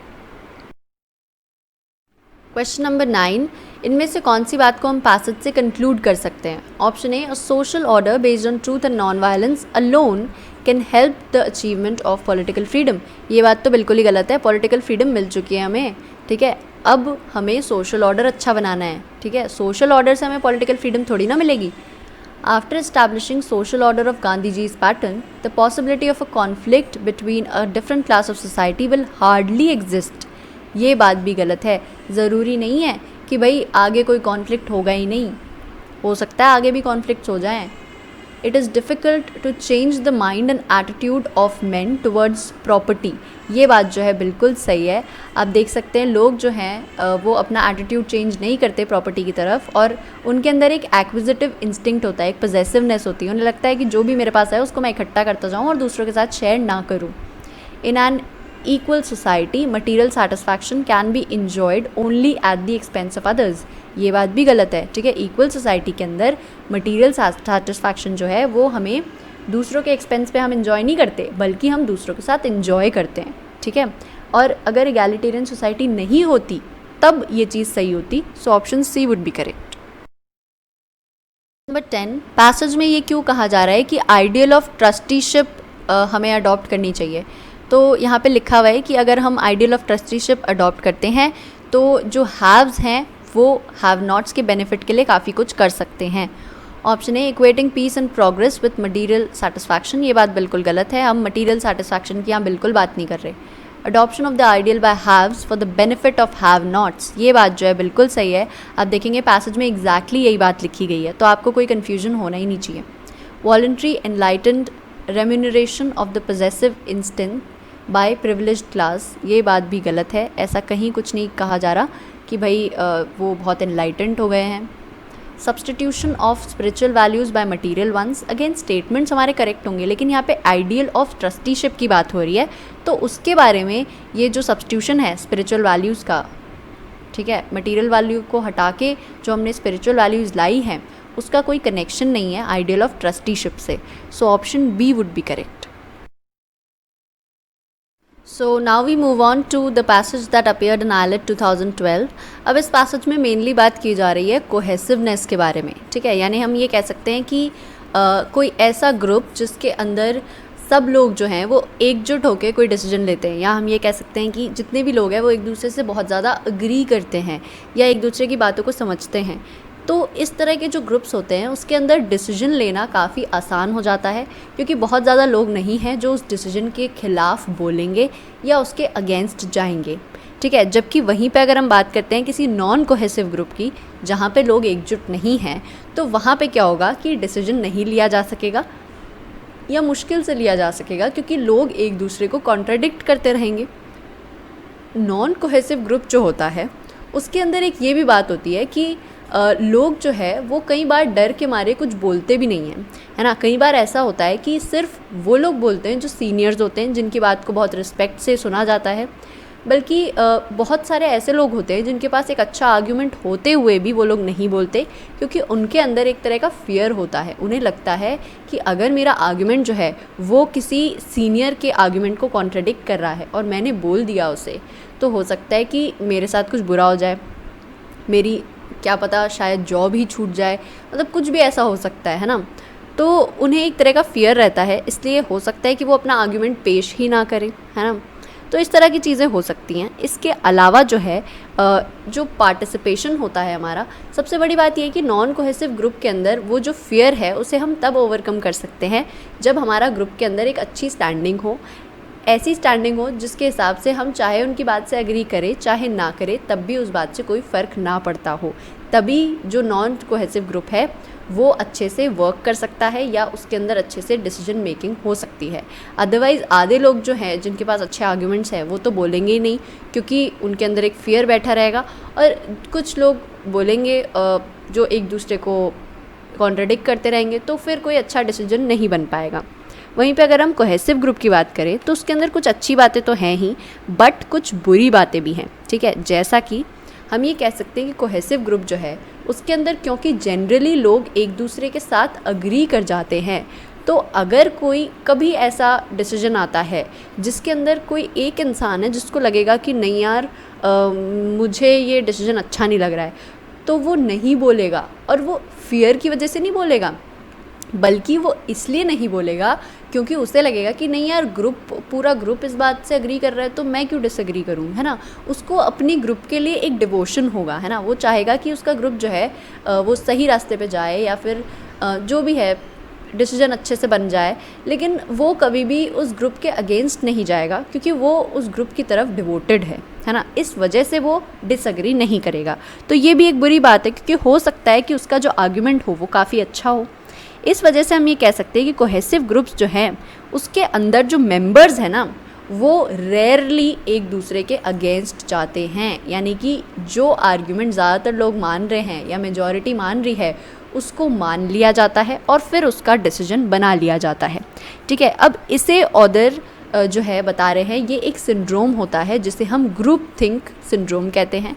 इस सिंड्रोम के अंदर हमारी जो मेंटल एफिशिएंसी है वो डिक्रीज़ हो जाती है, हमारा जो जजमेंट का पार है वो डिक्रीज़ हो जाता है, क्योंकि हम एक ग्रुप की तरह सोच रहे हैं, है ना। अगर हम एक ग्रुप की तरह सोचेंगे तो हमें लगेगा कि ग्रुप में जो बाकी लोग सोच रहे हैं वो सही है, हम क्यों इसके लिए डिसएग्री करें। इसलिए हमारे अंदर ये सिंड्रोम आ जाता है। इसकी वजह से हमारी जो जजमेंट की एफिशिएंसी है वो बहुत कम हो जाएगी। हम जज नहीं कर पाएंगे कि हम जो डिसीजन ले रहे हैं वो एक्चुअली में सही है या नहीं है, या हमारा जो ग्रुप डिसीजन ले रहा है वो सही है या गलत है, क्योंकि हम सिर्फ ये सोचेंगे कि ग्रुप सही सोच रहा है, ग्रुप के अगेंस्ट हमें नहीं जाना है, चाहे कुछ भी हो जाए, तो हम उसके अगेंस्ट नहीं बोलेंगे।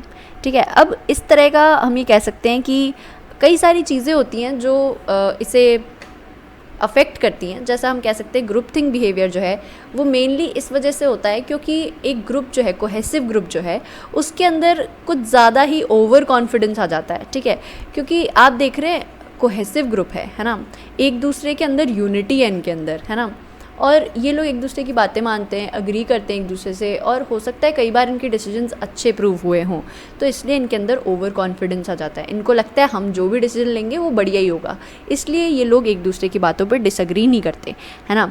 इसके अलावा भी इनके अंदर जो है एक तरह का प्रेशर बन जाता है यूनिफॉर्मिटी का, है ना। कोहेसिवनेस का मतलब यही कि आप किसी एक बात से अग्री कर रहे हो, है ना, और यूनिफॉर्मिटी का अगर एक प्रेशर बन गया तो उसके बाद कोई भी जो ग्रुप के डिसीजन है उसके अगेंस्ट नहीं बोलना चाहेगा।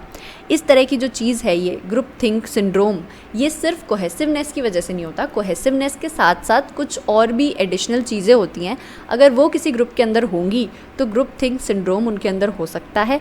और ये सिंड्रोम जो है इसके इफ़ेक्ट्स बहुत हार्मफुल होते हैं।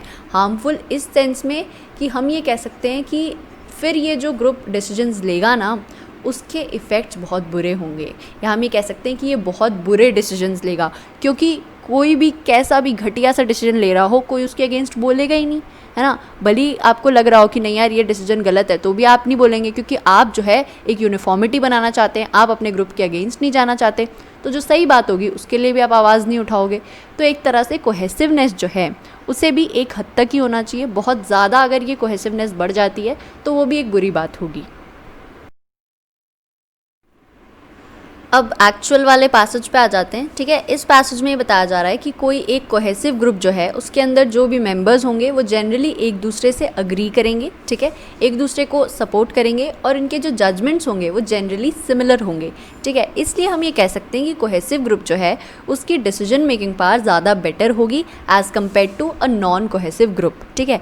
जब कोहेसिवनेस बहुत कम होती है, यानी कि किसी ग्रुप के अंदर एक दूसरे से लोग अग्री बहुत कम करते हैं, तब क्या होगा कि compliance out of fear will occur. यानी कि ये हो सकता है कि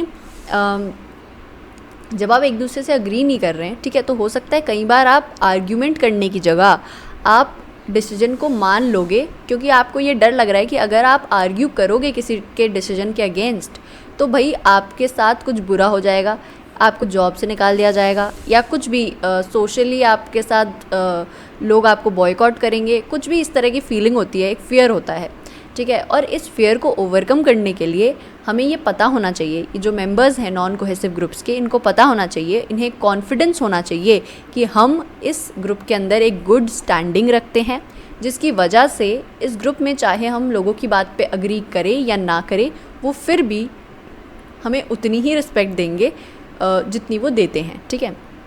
अब जब भी किसी भी ग्रुप के मेंबर्स बहुत ज़्यादा एक्सेप्टेड फील करते हैं, ठीक है, तो वो ग्रेटर फ्रीडम पा लेते हैं सोचने की, समझने की और आर्ग्यूमेंट्स देने की, ठीक है।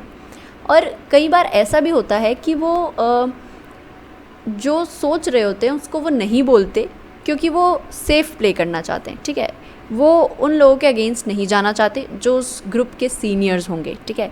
जब तक उन्हें एक्सेप्टेड फील नहीं होगा, जब तक उन्हें ग्रेटर फ्रीडम नहीं मिलेगी, तब तक वो जो भी आर्ग्यूमेंट्स उनके दिमाग में हैं उस डिसीजन के अगेंस्ट, उसको वो किसी के सामने नहीं बोलेंगे और कन्वेंशनल जो चल रहा है उसको चलते रहने देंगे, कुछ नहीं बोलेंगे। वो बोलेंगे छोड़ो, कोई फ़र्क नहीं पड़ता। टिपिकली अगर देखा जाए तो जो कोहेसिव ग्रुप्स हैं, यानी कि जितना ज़्यादा एक ग्रुप के अंदर अग्रीमेंट बढ़ता है उतना ही ज़्यादा जो उसके मेंबर्स हैं वो डेलिबरेटली अपनी बात को कहने से बचेंगे, क्योंकि उन्हें लगेगा कि उन्हें सोशली फिर पनिश किया जाएगा अगर उन्होंने ग्रुप की बात से डिसएग्री किया तो, ठीक है। यानी कि अगर वो जो ग्रुप है वो नॉन कोहेसिव है, क्योंकि सब एक दूसरे से डिसएग्री कर रहे हैं तो कोई भी किसी से भी डिसएग्री कर सकता है, आर्ग्यूमेंट कर सकता है। लेकिन जब उस ग्रुप के अंदर कोहेसिवनेस आ गई, यानी कि ज़्यादातर लोग एक दूसरे से अग्री कर रहे हैं, तब किसी एक इंसान को अगर डिसएग्री करना हो तो ये उसके लिए बहुत ही रिस्की काम हो जाएगा। इसलिए वो सेफ प्ले करेगा और वो कुछ नहीं कहेगा, ठीक है। वो अपनी बात को सेंसर कर लेगा ताकि उसे सोशल पनिशमेंट ना झेलना पड़े। पर किसी भी ग्रुप की ये जो कोहेसिवनेस है इसके बहुत सारे लिमिटेशंस भी हो सकते हैं, क्योंकि ये बात तो हमें पता है कि डिसीजन मेकिंग इससे काफ़ी अच्छी हो सकती है, लेकिन जो ये मेंबर्स है कोहेसिव ग्रुप के, भले ही इनके पास फ्रीडम हो कि ये मेजॉरिटी से डिविएट कर सकते हैं, क्योंकि इसके अंदर जो ग्रुप मेंबर्स हैं वो एक दूसरे को पूरी तरह से एक्सेप्ट करते हैं, लेकिन फिर भी इनकी डिज़ायर ही नहीं होगी, इनकी इच्छा ही नहीं होगी कि अपने ग्रुप के अगेंस्ट बोले, क्योंकि वो इस फ्रीडम का इस्तेमाल ही नहीं करना चाहेंगे। वो ये सोचेंगे कि मेरा ग्रुप जो है वो मेरे लिए बहुत इंपॉर्टेंट है, क्योंकि वो अपने ग्रुप के लिए पूरी तरह से डिवोटेड हैं।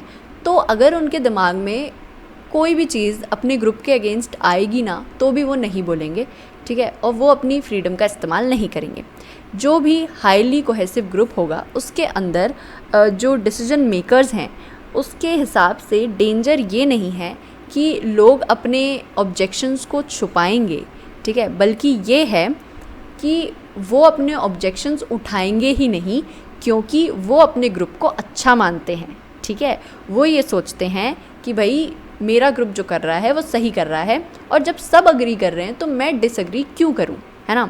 भले ही उसके पास बहुत अच्छे स्ट्रॉन्ग ऑब्जेक्शंस क्यों ना हो, फिर भी वो ऑब्जेक्ट नहीं करेगा, ठीक है। और मेंबर्स सोचेंगे कि भाई कोई भी इस तरह की जो मिसगिविंग्स हैं वो हमें परस्यू नहीं करनी चाहिए, कोई डाउट नहीं रखना चाहिए। इस वजह से जो ग्रुप की कंसेंसस है उसे मान लिया जाएगा। यानी कि अगर कोई एक इंसान कोई स्ट्रॉन्ग ऑब्जेक्शन रखता भी है तो क्योंकि पूरा ग्रुप उस बात को मान रहा है, उससे अग्री कर रहा है, तो कोई एक आर्ग्यूमेंट के बारे में क्यों सोचेगा, है ना।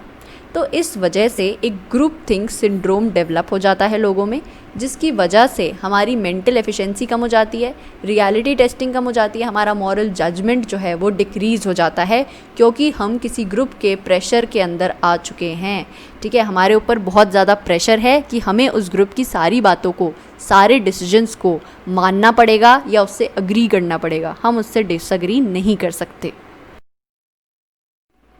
अब दुनिया के जो मेजर फियास्कोज़ हैं उनकी एक एनालिसिस की गई, ठीक है। मेजर फियास्कोज़ यानी कि जो बड़े बड़े डिसीजन मेकर्स हैं, इंटरनेशनल मिलिट्री डिसीजन मेकर्स हैं, उनके डिसीजंस में गलतियां पाई गई, और इसका सबसे बड़ा रीज़न था ग्रुप थिंक बिहेवियर, ठीक है। और ये एक रिकरिंग पैटर्न है, यानी कि जितने भी ग्रुप थिंक बिहेवियर्स हैं या जितने भी इस तरह के कोहेसिव ग्रुप्स हैं, उन सब में ये ग्रुप थिंक बिहेवियर देखा गया है। और इसके जो सबसे मेजर फैक्टर्स हैं वो ये है कि हम अपने ग्रुप की पावर को ओवर एस्टिमेट करते हैं, यानी कि हमें ये लगता है कि जब तक हम लोग एक दूसरे से अग्री कर रहे हैं, जब तक हम एक दूसरे से यूनाइटेड हैं, तब तक हमें कोई नहीं हरा सकता। तो हम अपने ग्रुप की पावर को ओवर एस्टिमेट करते हैं, है ना। हम उसे इसी वजह से हमें लगता है कि हमारा ग्रुप जो है वो इनवल्नरेबल है, हमें कोई डिस्ट्रॉय नहीं कर सकता, हमें कोई ख़त्म नहीं कर सकता, हमें कोई हरा नहीं सकता, है ना। एक्सेसिवली ऑप्टिमिस्टिक हो जाता है ग्रुप, है ना। हमें लगता है कि हमारे साथ कुछ बुरा हो ही नहीं सकता, हम कुछ गलत कर ही नहीं सकते, हम जो भी करेंगे वो बढ़िया ही होगा, है ना। तो इस तरह की थिंकिंग आ जाती है जब आप ग्रुप थिंक सिंड्रोम से अफेक्टेड होते हो। तब आपके अंदर एक क्लोज्ड माइंडेडनेस डेवलप हो जाती है, क्योंकि आपको लगता है कि अगर कोई आर्ग्यूमेंट है भी मेरे दिमाग में तो उसको मैं क्यों उठाऊं, क्योंकि मेरा ग्रुप जो है वो जो भी करेगा वो सही करेगा, है ना। और आपको लगेगा कि आपके ऊपर बहुत ज़्यादा प्रेशर है यूनिफॉर्मिटी का, यानी कि ये चाहेंगे आप कि ग्रुप के अंदर जब कोई भी डिसएग्री नहीं कर रहा है इस डिसीजन से, तो मैं क्यों डिसएग्री करूं, है ना। इसलिए आप सेल्फ सेंसरशिप कर देंगे, यानी कि अगर आपको लगेगा कि आपको उसके अगेंस्ट बोलना चाहिए तब भी आप नहीं बोलेंगे, ठीक है।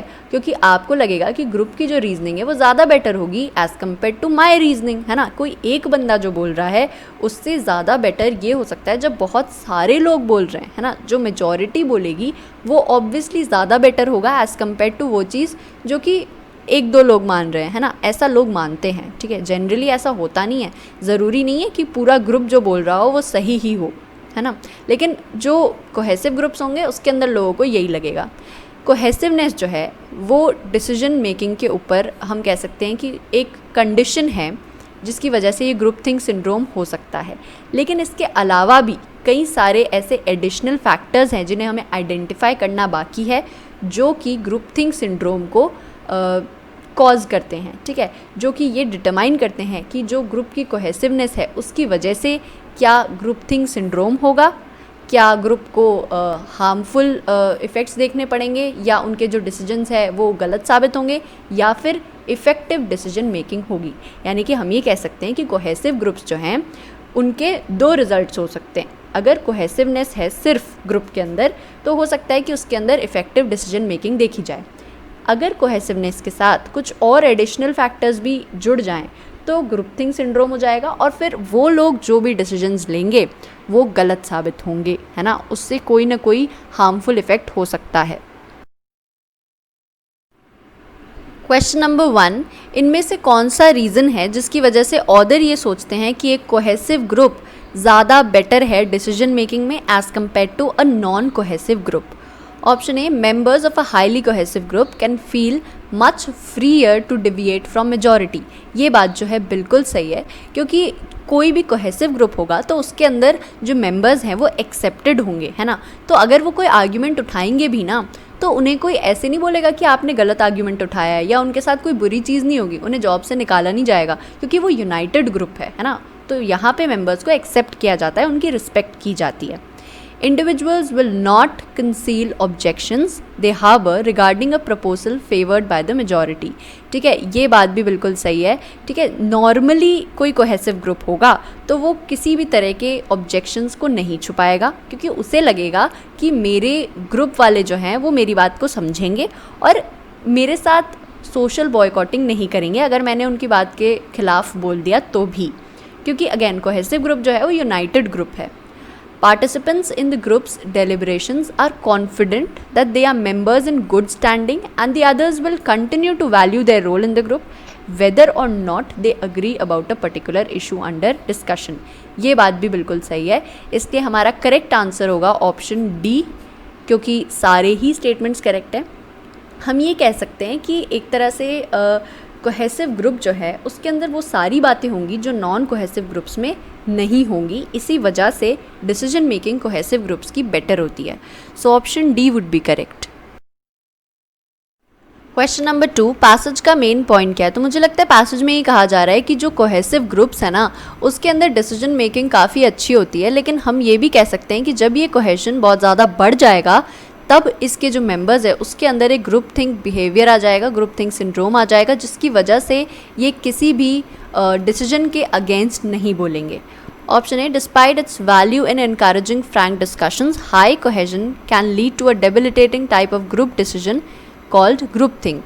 ये बात जो है बिल्कुल सही है, क्योंकि आप एक ग्रुप की तरह सोचेंगे, फिर आप एक इंडिविजुअल की तरह नहीं सोच पाएंगे जब कोहेजन बहुत ज़्यादा बढ़ जाएगा तब, क्योंकि आपको लगेगा कि भाई जो मेजॉरिटी बोल रही है उसके साथ हम भी चल देते हैं, हम डिसएग्री नहीं करना चाहेंगे फिर, क्योंकि हम अपने ग्रुप के लिए बहुत ज़्यादा डेडिकेटेड हो जाएंगे, हमें लगेगा हमारा ग्रुप जो भी कर रहा है वो सही कर रहा है। Group members can be guarded against groupthink if they have a good understanding of the critical role played by cohesion। ठीक है, स्टेटमेंट करेक्ट हो सकता है लेकिन पैसेज का मेन पॉइंट ये नहीं है। Groupthink is a dysfunctional collective decision making pattern that can occur in diplomacy and military affairs। Statement again correct है लेकिन पैसेज का मेन पॉइंट ये नहीं है, सिर्फ एक लाइन में इस बारे में दिया गया है। Low cohesion in groups is sometimes desirable when higher cohesion involves a risk of groupthink behavior। ठीक है, तो अब इस स्टेटमेंट का हाफ पार्ट जो है ना वो सही है, ये पार्ट जो है वो करेक्ट है, ये पार्ट गलत है। ऑथर कहीं भी नहीं कहते कि ग्रुप्स के अंदर लो कोहेशन होना चाहिए, बल्कि वो ये कहते हैं कि हायर कोहेशन जो है उसके अंदर ग्रुप थिंक का रिस्क रहता है, बट वो कहीं भी नहीं कह रहे कि कोहेशन कम होना चाहिए। ठीक है, ये तो वो कहीं नहीं कह रहे। सो option A would be correct. Question number 3, एक ग्रुप है क्लोजली एसोसिएटेड कलीग्स का, जिससे हम ये समझ सकते हैं कि शायद वो कोहेसिव ग्रुप होगा। Has made a disastrous diplomatic decision, यानी कि वो बहुत हाईली कोहेसिव ग्रुप है। After a series of meetings marked by disagreement over conflicting alternatives, it can be inferred from the passage that author जो है वो इसके बारे में क्या कहना चाहेगा। यानी कि क्लोजली एसोसिएटेड कलीग्स है, यानी कि कोई कोहेसिव ग्रुप है ना, और उसके अलावा इन्होंने एक बहुत ही बेकार सा डिज़ास्ट्रस सा डिप्लोमेटिक डिसीजन लिया है, यानी कि बहुत ही हाईली कोहेसिव ग्रुप है, क्योंकि हाईली कोहेसिव ग्रुप्स के अंदर आप एक दूसरे के डिसीजंस के अगेंस्ट नहीं बोलते, क्योंकि आपको लगता है कि आपका ग्रुप जो है वो जो करेगा बढ़िया ही करेगा, तो आप उससे अग्री नहीं करेंगे। तो इसके बारे में ऑथर का क्या कहना है? Option A, provides evidence of chronic indecision thus indicating a weak level of cohesion in general. ये बात बिल्कुल गलत है, क्योंकि यहाँ पे जो है डिसीजन ले लिया गया है, यहाँ पे कोई इनडिसीजन नहीं चल रहा। ऐसी कोई बात नहीं कही जा रही कि यहाँ पे डिसीजन ले ही नहीं पाए, यहाँ पे कहा जा रहा है डिसीजन जो लिया वो बेकार था। Indicates that group's cohesiveness was coupled with some other factor to produce a groupthink fiasco। ये बात जो है बिल्कुल सही है, क्योंकि अगर वो डिसीजन कोहेसिव ग्रुप ने लिया है और कोहेसिव ग्रुप के उस डिसीजन से कोई हार्मफुल इफेक्ट हुआ है, इसका मतलब सीधा सा ये है कि वो ग्रुप थिंक बिहेवियर की वजह से हुआ है और कोई रीज़न नहीं हो सकता। Provides no evidence that group think played a role in the group's decision. ये बात गलत है, क्योंकि अगर ग्रुप थिंक रोल प्ले नहीं कर रहा होता तो ये जो डिसीजन होता ये अच्छा होता, क्योंकि ये कोहेसिव ग्रुप ने लिया है। Provides evidence that group think can develop even in some groups that do not demonstrate an illusion of unanimity. ये बात भी गलत है, क्योंकि हम ये कह सकते हैं कि ये ग्रुप थिंक के बारे में नहीं कहा जा रहा, ये ऐसा कहा जा रहा है कि ग्रुप थिंक जो है वो एक तरह से कोहेसिव ग्रुप्स के अंदर ही होता है, और ये तब होता है जब कोहेसिव ग्रुप्स कोई बुरा डिसीजन ले लेते हैं जनरली, ठीक है। So option B would be correct. Passage के हिसाब से ग्रुप थिंक के बारे में कौन सी बात सही है? Option A, unjustified suspicions among group members regarding an adversary's intentions. ये बात गलत होगी, क्योंकि ये ऐसा कहना चाह रहे हैं कि ग्रुप मेंबर्स जो हैं उनको सस्पेशन या डाउट होगा अपने ओपोनेंट के ऊपर, ठीक है। तो ये ग्रुप थिंक के अंदर इस तरह की कोई बात नहीं होती। Strong believe that the group's decisions are right, ये बात जो है बिल्कुल सही है, क्योंकि जब ऐसी बिलीफ होगी तभी तो आप एक ग्रुप की तरह सोचेंगे। आपको लगेगा क्योंकि पूरा ग्रुप जो है वो इस बात से अग्री कर रहा है, सिर्फ मैं डिसअग्री कर रहा हूँ, तो मैं क्यों अपना आर्ग्यूमेंट उठाऊँ, मैं क्यों अगेंस्ट बोलूँ अपने ग्रुप के, क्योंकि ग्रुप जो भी करेगा वो सही करेगा। Group members working under unusually high stress leading to illusions of invulnerability, ये बात बिल्कुल गलत है। इनवल्नरेबिलिटी होती है ग्रुप थिंक के अंदर, लेकिन हाई स्ट्रेस की वजह से नहीं होती। The deliberate use of vapid clichéd arguments, ये बात भी गलत है। ग्रुप थिंकिंग के अंदर ये कोई कंपोनेंट नहीं होता। So option B would be correct. Question number 5, passage के अंदर जो ऑथर है और जो रिसर्चर्स हैं जिन्होंने ग्रुप थिंक के बारे में बताया है, वो सब इनमें से कौन से स्टेटमेंट से अग्री करेंगे? Option A, group think occurs in all strongly cohesive groups but its contribution to collective decision making is not fully understood. मुझे लगता है इस बात से सब अग्री करेंगे, क्योंकि आप देखेंगे पैसेज में लिखा हुआ है कि हमने एनालिसिस की है कई सारे मेजर फियास्कोस की, उससे पता चला है कि ग्रुप थिंक बिहेवियर जो है वो एक रिकरिंग पैटर्न है। यानी कि जितने भी ऐसे लोग हैं जिन्होंने कोई भी बुरे डिसीजंस लिए हैं, गलत डिसीजंस लिए हैं, उन सब के अंदर ग्रुप थिंक बिहेवियर था। तो जितने भी स्ट्रांगली कोहेसिव ग्रुप्स हैं उन सब के अंदर ये ग्रुप थिंक बिहेवियर देखा गया है। और ज़रूरी नहीं है कि ये जो कलेक्टिव डिसीजन है इसके ऊपर इसका कितना कंट्रीब्यूशन है ये हम समझ पाएँ। The casual factors that transform group cohesion into group think are unique in each case, ये बात गलत होगी, क्योंकि यहाँ लिखा हुआ है ना कि एक रिकरिंग पैटर्न है ना। सारे जितने भी ग्रुप थिंक बिहेवियर्स हैं ये सब सिमिलर है, सारे सिमिलर जो कोहेसिव ग्रुप्स हैं उनमें होंगे। The continued study of cohesiveness of groups is probably fruitless for determining what factors elicit group think, ये बात भी गलत होगी, क्योंकि इनफैक्ट पैसेज में तो कहा गया है कि हमें और स्टडी करना चाहिए कि कोहेसिवनेस जो है वो किस तरह से ग्रुप थिंक को जन्म दे रहा है या अफेक्ट कर रहा है। On balance group think can not be expected to have a beneficial effect in a group's decision making, ये बात जो है ये बिल्कुल गलत होगी, क्योंकि हो सकता है इस बात से ये लोग बिलीव ना करें। अगर बिलीव करते भी हैं तो भी हमारा जो ऑप्शन ए है ना वो एक बेटर ऑप्शन है as compare to option D, क्योंकि ऑथर जो हैं उनके हिसाब से ग्रुप थिंक के बारे में अभी हमें ज़्यादा कुछ पता नहीं है, और रिसर्चर्स जो हैं वो कह रहे हैं कि मेंटल एफिशिएंसी डिक्रीज़ हो जाती है या जो भी चीज़ें होती हैं, है ना।